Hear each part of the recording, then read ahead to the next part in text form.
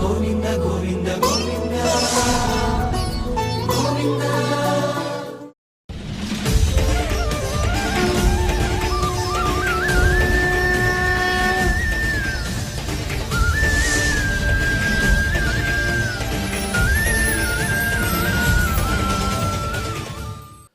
ఓం నమో వెంకటేశాయ. ఏడుకొండలవాడ వెంకటరమణ గోవింద గోవింద. శ్రీ శ్రీనివాస శ్రీ వెంకటేశ గోవింద గోవింద. కలియుగ ప్రత్యక్ష దైవం శ్రీనివాస పరబ్రహ్మ అనుగ్రహ విశేషంతో శ్రీమద్భాగవతంలో నవమ స్కంధంలోని విశేషాలు యథాశక్తి తెలుసుకుంటున్నాం. నారాయణం నమస్కృత్య నరం చైవ నరోత్తమం దేవీం సరస్వతీం వ్యాసం తతో జయముదీరయేత్. సుఖయోగీంద్రుల వారు పరీక్షిన్ మహారాజునకు యయాతి పుత్రులలో మొట్టమొదటి వాడైనటువంటి యదువు యొక్క వంశాన్ని వర్ణించి చెబుతూ శాఖోపశాఖలుగా విస్తరించినటువంటి ఆ వంశంలో శశబిందు అనే పేరు కలిగినటువంటి గొప్ప చక్రవర్తి ఉన్నాడు. ఆ శశబిందు యొక్క కుమారుని పేరు పృథుశ్రవసుడు. ఆ పృథుశ్రవసుని యొక్క కుమారుని పేరు ధర్ముడు. ధర్ముని పేరు ఉశనసుడు అని చెప్పి, ఆ ఉశనసుడు ఎంత గొప్పవాడంటే 100 అశ్వమేధయాగాలు చేసినటువంటి వాడు, ప్రజారంజకుడైనటువంటి పరిపాలకుడని చెప్పి, ఆ ఉశనసుని కుమారుని పేరు రుచకుడు. ఆ రుచకునకు 5 పుత్రులున్నారు అని వర్ణిస్తున్నారు. పురుజితృక్మ రుక్మేషు పృథుజ్యామఘ సంహితాః జ్యామఘస్త్వప్రజోప్యన్యాం భార్యాం శైబ్యాపతిః భయాత్. ఆ 5 పుత్రులు రుచుకుని యొక్క పుత్రుల పేర్లు చెబుతున్నారు. పురుజిత్తు, రుక్ముడు, రుక్మేషువు, పృథువు, జ్యామఘుడు అని చెప్పి, ఇందులో చిట్ట చివరి వాడైనటువంటి జ్యామఘుని యొక్క వృత్తాంతం కొంచెం వర్ణిస్తున్నారు. ఆయన చాలా గొప్పవాడు, కాకపోతే భార్య అంటే అమితమైనటువంటి భయం ఆయనకి. భార్య చెప్పిన మాట దాటేవాడే కాదు. ఆమె పేరు ఏమిటి అంటే శైబ్య. జామఘుని యొక్క భార్య పేరు శైబ్య. వాళ్లకు సంతానం లేదు. సంతానం లేకపోతే మరి సహజంగా మహారాజులు మరో వివాహం చేసుకోవటం అనేది జరిగే విషయమే. కానీ భార్యకి భయపడి ఆ జ్యామఘుడు అనేటువంటి మహారాజు మరో వివాహం చేసుకోవటం అనే ఆలోచన కూడా చెయ్యలేకపోయాడు. నావిందత్ శత్రుభవనాత్ భోజ్యాం కన్యా మహారషీత్ రథస్థాం తాం నిరీక్ష్యాః శైబ్యాపతిమమర్షిత. ఆయన మనస్సులో మరో వివాహం చేసుకోవాలనే ఆలోచన కూడా రాలేదు, భార్య మీద ఉండేటువంటి భయం వల్ల. కానీ శత్రుభీకరుడైనటువంటి పరాక్రమ సంపన్నుడే, అలాగని పిరికివాడు కాదు. శత్రువులతో యుద్ధం వస్తే పోరాడతాడు. అంత గొప్పవాడైనా భార్య అంటే భయం ఆయనకి. అలాగే ఒకసారి శత్రురాజుతో యుద్ధానికి వెళ్ళాడు ఈ మహారాజు జ్యామఘుడు. ఆ మహారాజుని జయించిన తర్వాత శత్రురాజుని జయించి ఆ శత్రురాజు అంతఃపురం నుంచి ఒక కన్యారత్నాన్ని తన రథం మీద ఎక్కించుకుని తీసుకొచ్చాడు ఈ జ్యామఘుడు అనేటువంటి మహారాజు. ఆ భోజ్య అనే పేరు కలిగినటువంటి కన్యకామణిని శత్రురాజు అంతఃపురం నుంచి తన రథం మీద ఎక్కించుకుని తన రాజ్యానికి తీసుకొచ్చాడు జ్యామఘుడు. రాగానే ఆ జ్యామఘుని భార్య చూచింది, శైబ్య చూచింది. ఏమయ్యా ఏంటి నీ సంగతి? వేరే సుందరీమణి కనిపిస్తోంది, నేను నీ పక్కన ఉండాలి కదా, నేను ఉండవలసినటువంటి చోట్లో ఇంకొక స్త్రీని తీసుకుని నువ్వు వచ్చావు, ఈ కన్యకామణి ఎందుకని తీసుకొచ్చావు నీవీమను అని అడిగింది ఆవిడ. అడిగేటప్పటికీ ఆ మహారాజుకి భయం వేసిపోయింది, ఏం చెప్పాలో తెలియలేదు. కేయం కుహక మత్స్థానం రథమారోపితేతి వై స్నుషాతవేత్యభిహితే స్మయంతి పతిమబ్రవీత్. ఎవరీమే? నేను అధిరోహించవలసినటువంటి రథం మీద నీ పక్కన నేను కదా ఉండాలి, నేను కాకుండా వేరొక కన్యను తీసుకుని వచ్చావు, ఎవరు ఈమె చెప్పాలి అని కఠినంగా పలికింది ఆ జ్యామఘుని భార్య ఆ శైబ్య. అలా అడిగేటప్పటికి ఆ మహారాజు ఏం చెప్పాలో తెలియక ఈమె మన కోడలు అని చెప్పాడు. స్నుషా తవేత్యభిహితే, నీకు కోడలు అని తీసుకొచ్చాను, నీ కోడలిగా తీసుకొచ్చానన్నాడు. వెంటనే భార్య నవ్వుతూ ఇలా మాట్లాడుతోంది శైబ్య మహారాజుతో. అహం వంధ్య అసపత్నీచ స్నుషామే యుజ్యతే కథం జనయిష్యసి యమ్రాజ్ఞి తస్యేయముపయుజ్యతే. అదేంటండి అలా మాట్లాడతారు, మనకి కోడల్ని తీసుకొచ్చానంటున్నారు, మనకి సంతానమే లేకపోతే, మనకు పిల్లవాడే లేకపోతే ఇంకా కోడలు ఎందుకు, ముందు మనకి పుత్రుడు కలగాలి కదా అంది. అంటే అప్పుడు మహారాజు తెలివిగా అన్నాడు, ఇప్పుడు కాకపోయినా భవిష్యత్తులో మనకు కలిగినటువంటి సంతానానికి పుత్రునకు ఈమెనిచ్చి వివాహం చేద్దాం, ముందు జాగ్రత్తగా నేను ఈమెని తీసుకొచ్చాను అని చెప్పి తప్పించుకున్నాడు అక్కడికి. ఆమె ఎప్పటికీ అంటోంది, మనకి సంతానము లేదు, పోనీ మీకు వేరే భార్య ఎందు ఎవరైనా సంతానం ఉన్నారా అంటే వేరే భార్యే లేదు, నాకు సవతి కూడా లేదు, నేను ఒక్కదాన్నే కదా మీకు భార్యని, మరి ఈ కన్యను ఎవరి కోసం తీసుకొచ్చారు అని అడిగేటప్పటికి ఏం చెప్పాలో తెలియక ఆ జామహుడనే మహారాజు అన్నాడు, మన కోడలిగా తీసుకొచ్చాను, భవిష్యత్తులో మనకి పుత్రుడు పుడితే అతనికిచ్చి వివాహం చేద్దామన్నాడు. అన్వమోదంత తద్విశ్వే దేవాహ పితర ఏవచ శైబ్యా గర్భమధాత్కాలే కుమారం సుషువే శుభం. ఏ సమయాన అన్నాడో గాని ఆ మహారాజు జామఘుడు వెంటనే పితృదేవతలు ఆశీర్వదించారు, విశ్వేదేవతలు ఆశీర్వదించారు, సుపుత్ర ప్రాప్తిరస్తు అని ఆ దేవతలు ఆశీర్వదించేటప్పటికీ వారి ఆశీర్వచన ప్రభావం చేత జామఘుని భార్య శైబ్య గర్భవతి అయింది. ఆ తరువాత ఒక చక్కని పుత్రుణ్ణి కూడా కన్నది. స విదర్భ ఇతి ప్రోక్త ఉపయేమే స్నుషాంసతి. అలా జామఘునకు శైబ్యకు జన్మించినటువంటి పుత్రుడే విదర్భుడు అని ప్రసిద్ధుడయ్యాడు. ఆ పుట్టినటువంటి పిల్లవాడు పెరిగిన తర్వాత ముందుగానే తాను వేరే శత్రుదేశం నుంచి తీసుకొచ్చినటువంటి కన్యకామణి భోజ్యను తన కుమారుడైనటువంటి విదర్భునికిచ్చి వివాహం చేశాడు జామఘుడు, భార్యకు చెప్పిన విధంగానే. అంటే అంత భయస్థుడా మహారాజు, భార్య అంటే భయం, శత్రువులంటే భయం లేదు. ఇక్కడితో మనం నవమ స్కంధంలో 23వ అధ్యాయాన్ని పరిపూర్ణం చేసుకున్నాం. ఇక్కడి నుంచి 24వ అధ్యాయాన్ని చెప్పుకోబోతున్నాం. శ్రీ శుక ఉవాచ తస్యాం విదర్భో అజనయత్ పుత్రౌ నామ్నా కుశక్రథౌ తృతీయం రోమపాదంచ విదర్భకులనందనం. ఆ జామఘునకు శైబ్యకు జన్మించినటువంటి కుమారుడున్నాడే విదర్భుడనేటువంటి రాజు, ఆ విదర్భుని భార్య పేరు భోజ్య. ఆ విదర్భునకు 3 కుమారులు ఉన్నారు. వాళ్ళెవరు అంటే కుశుడు, క్రతుడు, రోమపాదుడు అనే పేరు కలిగిన 3 పుత్రులు. ఈ 3 పుత్రుల్లో, ఈ విదర్భుని 3 పుత్రుల్లో చిట్ట చివరివాడు రోమపాదుడు అనేవాడు ఉన్నాడు. అతని గురించి చెబుతున్నారు. అతడు ఎంతవాడు అంటే ఆ విదర్భ రాజవంశానికే చక్కటి వన్నె తెచ్చినటువంటి గొప్ప కీర్తిమంతుడు, మహానుభావుడా రోమపాదుడు అని చెప్పి, రోమపాద సుతో బభ్రుహు బభ్రోః కృతిరజాయత ఉషికస్తత్సుతస్తస్మాత్ ఛేదిశ్చైద్యాదయో నృప. ఆ రోమపాదుడనే వాని పుత్రుడేమో బభ్రువు. అంటే ఇక్కడ విదర్భుని పుత్రులు 3లో చివరివాడైనటువంటి రోమపాదుని యొక్క వంశాన్ని వర్ణించి చెబుతున్నారు. రోమపాదుని పుత్రుడు బభ్రువు, బభ్రువు పుత్రుడేమో కృతి, ఆ కృతి పుత్రుడు ఉషికుడు, ఉషికుని పుత్రుడు ఛేది. ఈ ఛేది వంశానికి చెందినటువంటి వారే శిశుపాలుడు ఇత్యాదులు తరువాత. క్రధస్య కుంతిః పుత్రోభూత్ దృష్టిస్తస్యాథ నిర్వృతిః తతో దశార్హో నామ్నాభూత్ తస్య వ్యోమః సుతస్తతః. ఆ తరువాత విదర్భునికి రోమపాదుడు అనేటువంటి వాడు 3వ కుమారుడని చెప్పుకున్నాం. అతను కాక ముందుగా జన్మించినటువంటి వాడు మరొక కుమారుడున్నాడు, 2వ పుత్రుడు, అతని పేరు క్రతువు. అతని వంశాన్ని గురించి చెబుతూ ఆ క్రతువునకు కుంతి అనే పేరు కలిగిన పుత్రుడు కలిగాడు. ఆ కుంతికి జన్మించినటువంటి వాడేమో ధృష్టుడు అనే పేరు కలిగిన వాడు. ఆ ధృష్టునకు జన్మించినటువంటి వాడు నిర్వృతి, నిర్వృతికి జన్మించినటువంటి వాడు దశార్హుడు, దశార్హుని కుమారుడు వ్యోముడు అని వర్ణించి చెబుతూ ఉన్నారు. జీమూతో వికృతిస్తస్య యస్య భీమరథస్సుతః తతో నవరథః పుత్రో జాతో దశరథస్తతః.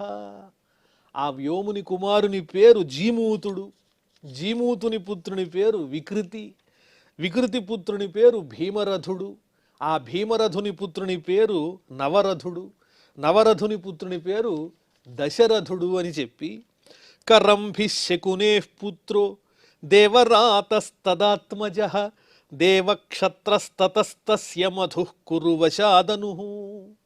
ఆ దశరథుని యొక్క కుమారుని పేరు శకుని, శకుని పుత్రుడు కరంభి అనేవాడు. ఆ కరంభికి జన్మించినటువంటి వాడు దేవరాతుడనే పేరు కలిగిన వాడు. దేవరాతుని పుత్రుడేమో దేవక్షత్రుడు, దేవక్షత్రుని పుత్రుని పేరు మధువు అని చెప్పి మధువునకు జన్మించినటువంటి వాడు కురువశుడు అని చెబుతున్నారు.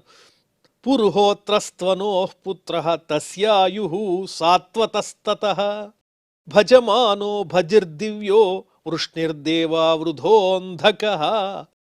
మధువు పుత్రుడేమో కురువశుడు, మరి ఆ కురువశునకు జన్మించినటువంటి వాడేమో అణువు అనే పేరు కలిగినటువంటి వాడు. అణువు యొక్క కుమారుని పేరు పురుహోత్రుడు అని చెప్పి ఆ పురుహోత్రుని పుత్రుని పేరు ఆయువు, ఆయువు యొక్క కుమారుని పేరు సాత్వతుడు అన్నారు. ఈ సాత్వతుడు అనే పేరు దగ్గరకు వచ్చేసరికి ఈ సాత్వతుడు కూడా చాలా గొప్పవాడు. ఆ సాత్వతునికి జన్మించినటువంటి పుత్రుల యొక్క వంశవృక్షాన్ని కొంచెం విస్తరంగా వర్ణిస్తూ ఉన్నారు. సాత్వత వంశం, ఆ సాత్వతుడనేటువంటి మహానుభావునకు ఆయువు పుత్రుడైనటువంటి సాత్వతునకు మొత్తం 7 కుమారులు ఉన్నారు. ఆ 7 కుమారులు ఎవరో వాళ్ళ పేర్లు చెబుతున్నారు ఇక్కడ. భజమానుడు, భజి, దివ్యుడు, అలాగే వృష్ణి, దేవావృధుడు, అంధకుడు, మహాభోజుడు అనే పేరు కలిగిన 7 పుత్రులు ఉన్నారు ఆ సాత్వత మహారాజునకు అని. ఆ 7కి ఎవరెవరు పుత్రులు జన్మించారో ప్రత్యేకంగా వారి వంశవృక్షాన్ని వర్ణిస్తున్నారు. సాత్వతస్య సుతా సప్త మహాభోజశ్చ మారిష భజమానస్య నిమ్లోచి కింకిణో దృష్టిరేవజ. సాత్వతుని 7 పుత్రుల్లో మొట్టమొదటి వాడైనటువంటి భజమానుడు అనే పేరు కలిగిన సాత్వత పుత్రునకు జన్మించిన వాళ్ళు ఎవరంటే, ఆయనకు భజమానుడు అనేటువంటి వానికి 2 భార్యలు. ఆ 2 భార్యల్లో మొదటి భార్యకు 3 జన్మించారు. వాళ్ళు నిమ్లోచి, కింకిణుడు, దృష్టి అనే పేరు కలిగిన వాళ్ళు 3. అలాగే భజమానుని 2వ భార్యకి జన్మించినటువంటి వాళ్ళు కూడా 3 ఉన్నారు. వాళ్ళ పేర్లు కూడా చెబుతున్నారు. ఏకస్యామాత్మజా పత్న్యాం అన్యస్యాంచ త్రయస్సుతాః శతాజిత్ చ సహస్రాజిత్ అయుతాజిదితి ప్రభో. ఆ భజమానుడు సాత్వత పుత్రుడైనటువంటి మొదటి పుత్రుడైనటువంటి భజమానుని 2వ భార్య యందు జన్మించిన పుత్రుల పేర్లు వర్ణిస్తున్నారు. శతాజిత్తు, సహస్రాజిత్తు, అయుతాజిత్తు అనే పేరు కలిగిన పుత్రులున్నారు. బభ్రుర్దేవావృధసుతః తయో శ్లోకౌ పఠంత్యము యథైవ శృణుమో దూరాత్ సంపశ్యామః తథాంతికాత్. ఈ రకంగా సాత్వత పుత్రుడైన ఈ భజమానుని యొక్క సంతానాన్ని గురించి వర్ణించిన తరువాత ఆ సాత్వతుని మరో పుత్రుడున్నాడు. ఆయన పేరు ఏమిటి అంటే దేవావృధుడు అనే పేరు కలిగిన సాత్వత పుత్రుడు. అతని యొక్క గొప్పతనాన్ని వర్ణిస్తూ ఆ దేవావృధుడు అనే పేరు కలిగినటువంటి సాత్వతుని పుత్రునకు ఒక కుమారుడున్నాడు. అతని పేరు బభ్రువు అని చెప్పారు. ఈ బభ్రువు గాని, బభ్రువు తండ్రి అయినటువంటి దేవావృధుడు గాని వీళ్ళిద్దరూ చాలా గొప్పవాళ్ళు, ఎంతో పేరు సంపాదించుకున్నారు. వాళ్ళ గురించి ఒక చక్కటి శ్లోకం లోకంలో ప్రచారంలో ఉంది. వాళ్ళ కీర్తిని అందరూ కూడా గానం చేస్తున్నారు శ్లోక రూపంలో. ఏమిటది అంటే యథైవ శృణుమో దూరాత్ సంపశ్యామః తథాంతికాత్. ఈ దేవావృధుడు అలాగే బభ్రువు అనేటువంటి తండ్రి కొడుకులు ఎలాంటి వాళ్ళు అంటే, వాళ్ళ గురించి మనం ఏదైతే వింటామో 10 మంది ద్వారా గొప్పతనాన్ని, వారి దగ్గరికి వెళ్ళినా వారిలో ఆ గొప్పతనం ఉంటుంది అంటున్నారు. ఇది ఎంతో విలక్షణమైనటువంటి మాట. మనం చాలామంది గురించి గొప్పగా వింటూ ఉంటాం, కానీ వారి దగ్గరికి వెళ్ళినప్పుడు మనం విన్నటువంటి లక్షణాలు సంపూర్ణంగా వారిలో ఉండకపోవచ్చు. మనకి తెలియనివి వారిలో ఎన్నో ఉండొచ్చు. మనం విన్నది సత్యం కాకపోవచ్చు. కానీ వీళ్ళిద్దరి విషయంలో దేవావృధుడు, బభ్రువు అనేటువంటి తండ్రి కొడుకుల యొక్క విషయంలో మాత్రం మనం ఏదైతే వారి గురించి మంచి వింటామో అది వారి దగ్గరికి వెళ్ళినా అది నిజంగా విన్న మాట సత్యమే అన్నంత గొప్పగా వాళ్ళ జీవితం ఉంటుంది అని లోకంలో అందరూ అనుకునేవాళ్ళు. అంత గొప్ప చక్కని గుణాలు కలిగినటువంటి వాళ్ళు. బభ్రుశ్రేష్ఠో మనుష్యాణం దేవైర్దేవా వృధః సమః పురుషాః పంచషష్టిశ్చ షట్సహస్రాణి చాష్టచ. కుమారుడైనటువంటి బభ్రువేమో మానవులలో గొప్పవాడని పేరు పొందితే, ఆ బభ్రువు తండ్రి అయినటువంటి దేవావృధుడు అంటే సాత్వతుని యొక్క పుత్రుడు, అతడు దేవతలతో సమానమైన కీర్తి కలిగినటువంటి వాడని ఆయన పేరు పొందాడు. ఒకళ్ళని మించి ఒకళ్ళు పోటీపడి మరి ఆ పుత్రుడు తండ్రి ఇద్దరు కూడా లోకంలో గొప్ప పేరు సంపాదించుకున్నారు. వీరిని చూచి, వీళ్ళ భక్తి మార్గాన్ని చూచి, వీళ్ళ జ్ఞానాన్ని చూచి సుమారు 14,065 మంది వారిని అనుసరించినటువంటి వారై భగవతత్వాన్ని తెలుసుకోగలిగారు, సద్గతిని సంపాదించుకున్నారు అని. ఎంతమంది అయితే వారి వల్ల ప్రభావితులై మంచిగా మారారో వాళ్ళ సంఖ్య కూడా చెబుతున్నారు. 14,065 మంది వీళ్ళిద్దరినీ చూచి వీళ్ళందరూ తమ స్వభావాలని మార్చుకుని వారి ద్వారా గొప్ప జ్ఞానాన్ని పొందినటువంటి వారై, వారి ఉపదేశాలు తెలుసుకున్నటువంటి వారై పరమాత్మ జ్ఞానాన్ని సంపాదించుకుని సద్గతిని పొందారు. అంత ప్రభావితం చేశారు, అంత గొప్పవారు అని వాళ్ళిద్దరి గురించి వర్ణించి చెప్పారు. ఏ అమృతత్వమనుప్రాప్తాః బభ్రోర్దేవా వృధాదపి మహాభోజోపి ధర్మాత్మా భోజా ఆసంస్తదన్వయే. ఈ విధంగా ఆ ఇద్దరి గురించి వర్ణించి చెప్పిన తర్వాత మళ్ళీ సాత్వతుని యొక్క కుమారుల్లో మరొకరైనటువంటి మహాభోజుడు అనే పేరు కలిగిన వాని గురించి చెబుతూ, అతని వంశంలో ఉన్న వాళ్ళంతా కూడా భోజులని పిలవబడ్డారు అని సంక్షిప్తంగా ఒక మాట చెప్పారు. మహాభోజోపి ధర్మాత్మా భోజా ఆ సంస్తదన్వయే. ఆ మహాభోజుని వంశంలో జన్మించిన వాళ్ళంతా భోజులు అని పిలవబడ్డారని చెప్పి, ఆ తరువాత వృష్ణే సుమిత్ర పుత్రో భూత్ యుధాజిత్య పరంతప శినిస్తస్యానమిత్రశ్చ నిమ్నోభూదనమిత్రతః. మళ్ళీ సాత్వతుని యొక్క 7 కుమారుల్లో ఒక్కొక్కరి గురించి వర్ణించుకుంటూ వచ్చి అందులో మహాభోజుడనే పుత్రుని గురించి చెప్పిన తర్వాత ఇప్పుడు ఆ సాత్వతుని మరో పుత్రుడైనటువంటి వృష్ణి యొక్క వంశాన్ని గురించి వర్ణించి చెబుతూ ఉన్నారు. ఆ వృష్ణికి జన్మించినటువంటి వారు 2 పుత్రులు. వాళ్ళెవరు అంటే సుమిత్రుడు, యుధాజిత్తు అనే పేరు కలిగినటువంటి వారు. ఈ ఇద్దరిలో రెండో వాడైనటువంటి యుధాజిత్తునకు జన్మించినటువంటి పుత్రులు 2 ఉన్నారు. వాళ్ళ పేర్లు ఏమిటి అంటే సిని, అనమిత్రుడు అనే పేరు కలిగిన వాళ్ళు యుధాజిత్తుకి జన్మించినటువంటి వారు. మళ్ళీ ఈ సిని, అనమిత్రుడు అనే పేరు కలిగిన ఇద్దరిలో అనమిత్రుడు అనేటువంటి వానికి కొంచెం వంశవృక్షం విస్తృతంగా ఉంది. అతడికి అనేక మంది కుమారులు ఉన్నారు. వాళ్ళల్లో ప్రాధాన్యతని బట్టి వరుసగా చెప్పుకుంటూ వస్తున్నారు. అనమిత్రునకు జన్మించినటువంటి పుత్రుల్లో ఒకని పేరు నిమ్నుడు. ఇతనేగాక చాలామంది పుత్రులు ఉన్నారు. ముందు ఈ నిమ్నుని గురించి చెబుతున్నారు. సత్రాజిత ప్రసేనశ్చ నిమ్నస్యాప్యాసతు సుతౌ అనమిత్ర సుతో యోన్యః శినిస్తస్య చ సత్యకః. ఈ నిమ్నుడనే పేరు కలిగినటువంటి అనమిత్రుని పుత్రునకు జన్మించినటువంటి వారే 2 కుమారులు. వాళ్ళు చాలా ప్రసిద్ధి చెందిన వాళ్లే. సత్రాజిత్తు, ప్రసేనుడు అనే పేరు కలిగిన వాళ్ళిద్దరూ కూడా అనమిత్రుని పుత్రుడైనటువంటి నిమ్నునకు జన్మించినటువంటి వారు. అదేవిధంగా అనమిత్రునకు, ఈ యుధాజిత్తు పుత్రుడైనటువంటి అనమిత్రునకు మరో పుత్రుడు కూడా ఉన్నాడు. అతని పేరు సిని. ఆ సినికి జన్మించినటువంటి వాడే సత్యకుడు అని చెప్పి, యుయుధాన సాత్యకిర్వై జయస్తస్య కుణిస్తతః యుగంధరో అనమిత్రస్య వృష్ణిః పుత్రో అపరస్తతః. అనమిత్రునకు సిని అనే పుత్రుడున్నాడు. ఆ సినికి జన్మించినటువంటి వాడు సత్యకుడు. ఆ సత్యకునికి జన్మించినటువంటి వాడు యుయుధానుడు. యుయుధానుని పుత్రుని పేరు సాత్యకి. ఆ సాత్యకి జన్మించినటువంటి వాడు జయుడు.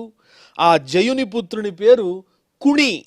అలాగే కుణికి జన్మించినటువంటి వాడు యుగంధరుడు అని చెప్పి, మళ్ళీ ఆ అనమిత్రునకు ఇంకా సంతానం ఉన్నారు అని గతంలోనే చెప్పారు కదా, మరో కుమారుని గురించి చెప్తున్నారు. అనమిత్రుని మరో కుమారుని పేరు వృష్ణి అని చెబుతూ, శ్వఫల్కశ్చిత్ర రథశ్చ గాంధిన్యాంచ శ్వఫల్కతః అక్రూర ప్రముఖ ఆసన్ పుత్ర ద్వాదశ విశ్రుతా. ఈ అనమిత్రుని పుత్రుడైనటువంటి వృష్ణికి జన్మించినటువంటి వారెవరో వర్ణిస్తున్నారు. ఆ వృష్ణికి 2 కుమారులు ఉన్నారు. ఆ 2 కుమారుల్లో ఒకని పేరు శ్వఫల్గుడు, మరి ఒకని పేరు చిత్రరథుడు అని చెప్పి ఈ శ్వఫల్గుడు అనే వాని యొక్క వంశాన్ని గురించి వర్ణిస్తున్నారు. వృష్ణికి జన్మించిన 2 పుత్రులలో శ్వఫల్గుడు చిత్రరథుడు అనే 2 పుత్రుల్లో మొట్టమొదటి వాడైనటువంటి శ్వఫల్గుని యొక్క వంశాన్ని వర్ణిస్తూ, శ్వఫల్గుని భార్య పేరు గాంధిని. వాళ్ళిద్దరికీ జన్మించినటువంటి వారు ప్రసిద్ధులైనటువంటి వారు ఉన్నారు. అందులో అక్రూరుడు అనేటువంటి మహానుభావుడు ఉన్నాడు. ఆయనతో పాటుగా ఆ దంపతులకు శ్వఫల్గునకు గాంధినికి అక్రూరునితో పాటుగా ఇంకా 12 మంది సంతానం ఉన్నారు. అసంగ సారమేయశ్చ మృదురో మృదువిద్గిరి ధర్మవృద్ధ సుకర్మాచ క్షేత్రోపేక్షో అరిమర్దన. వారి పేర్లన్నీ వరుసగా చెబుతున్నారు ఆ 12 మంది ఎవరన్న విషయాన్ని. అసంగుడు, సారమేయుడు, మధురుడు, మృదువిత్, గిరి, ధర్మవృద్ధుడు, సుకర్ముడు, క్షేత్రోపేక్షుడు, అరిమర్దనుడు, శత్రుఘ్నుడు, గంధమాదుడు, ప్రతిబాహుడు అనే పేర్లు కలిగినటువంటి వారు శ్వఫల్గునకు 12 మంది పుత్రులున్నారు. వీళ్ళుగాక అక్రూరుడు అనేటువంటి మహానుభావుడు కూడా ఉన్నాడు. శ్వఫల్గునకు గాంధిని అనేటువంటి భార్యకు, వారిద్దరు ఆ దంపతులకు జన్మించినటువంటి వాడే అక్రూరుడు. ఈ 12 మంది కాకుండా, అక్రూరుల వారు కాకుండా వీళ్ళకి ఇంకొక కుమార్తె కూడా ఉంది. శ్వఫల్గునకు గాంధినికి జన్మించినటువంటి ఒక కుమార్తె. శత్రుఘ్నో గంధమాదశ్చ ప్రతిబాహుశ్చ ద్వాదశ తేషాం స్వసా సుచీరాఖ్య ద్వావక్రూర సుతావపి. ఈ 12 మంది కాక అక్రూరుడు మొత్తం 13 మంది సంతానం ఆ శ్వఫల్గునకు గాంధినికి. ఈ 13 మంది కాక ఒక కన్యకామణి కూడా ఉంది వీళ్లకు, చెల్లెలు. ఆమె పేరు ఏమిటి అంటే సుచీరా అని చెబుతూ, ఆ తరువాత ఈ శ్వఫల్గుని యొక్క సంతానంలో అక్రూరుల వారు చాలా ప్రసిద్ధమైనటువంటి వారు. వారి యొక్క సంతానాన్ని వర్ణిస్తూ ఉన్నారు. అక్రూరుల వారికి 2 పుత్రులు ఉన్నారు. వారి పేర్లు ఏమిటి అంటే దేవవంతుడు, ఉపదేవుడు అనే పేరు కలిగిన 2 కుమారులు ఉన్నారు. దేవవానుపదేవశ్చ తథా చిత్రరథాత్మజాః పృథువిదూరథాద్యాశ్చ బహవో వృష్ణినందనాః. ఇక్కడ దాకా ఆ శ్వఫల్గుని యొక్క వంశం వర్ణించి చెప్పిన తర్వాత, శ్వఫల్గుని యొక్క కుమారుడే అక్రూరుల వారని చెప్పి అక్రూరులకు 2 సంతానం ఉన్నారు, దేవవంతుడు, ఉపదేవుడు అనేటువంటి పేర్లు కూడా వర్ణించి చెప్పిన తరువాత చిత్రరథుడు అనేటువంటి వాని యొక్క వంశాన్ని గురించి వర్ణించి చెబుతున్నారు. ఆ చిత్రరథుడు అనేటువంటి మహానుభావుడు ఎవరంటే వృష్ణి యొక్క పుత్రులలో మొదటివాడు శ్వఫల్గుడైతే రెండవ వాడు చిత్రరథుడు.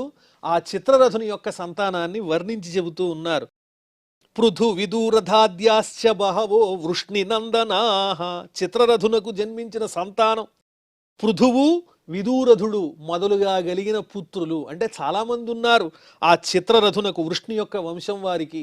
వృష్ణి వంశీయుడైనటువంటి చిత్రరథునకు చాలామంది సంతానం ఉన్నారు. వీళ్ళంతా వృష్ణి వంశీయులు అని పిలవబడ్డారు అని వర్ణించి చెబుతూ, కుకురో భజమానశ్చ శుచిః కంబల బర్హిషః కుకురస్య సుతో వహ్నిః విలోమాతనయస్తతః. ఆ తరువాత సాత్వతుని యొక్క 7 పుత్రుల యొక్క వంశాలు వర్ణిస్తూ వస్తూ ఇప్పుడు ఆ సాత్వతుని పుత్రులలో అంధకుడనే పేరు కలిగిన వాని యొక్క వంశ వృక్షాన్ని వర్ణించి చెప్పబోతూ ఉన్నారు. ఆ అంధకునకు 4 పుత్రులు ఉన్నారు.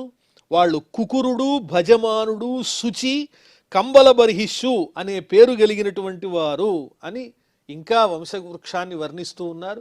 ఆ వివరాలన్నీ మనం మళ్ళీ తెలుసుకుందాం. ప్రస్తుతం క్షమాప్రార్థనాదులతో ఈ కార్యక్రమాన్ని పరిసమాప్తం చేసుకుందాం. అథ క్షమా ప్రార్థన. యదక్షరపదభ్రష్టం మాత్రాహీనం చ యద్భవేత్ తత్సర్వం క్షమ్యతాం దేవ నారాయణ నమోస్తుతే. శ్రియః కాంతాయ కళ్యాణ నిధయే నిధయేర్థినాం శ్రీవేంకట నివాసాయ శ్రీనివాసాయ మంగళం.